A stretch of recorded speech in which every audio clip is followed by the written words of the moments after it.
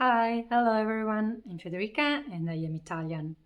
I worked for almost 10 years in the tourism industry, but then I felt the need for a change. I wanted to learn how to tell stories about cultures, traditions, and places.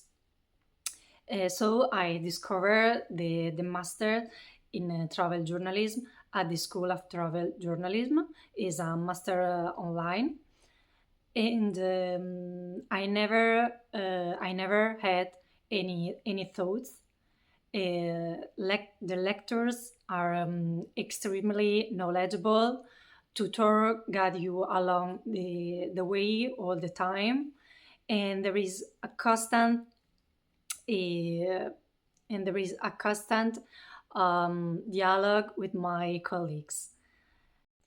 But above all, the School of Travel Journalism teach me how to write with ethics, substance, and research.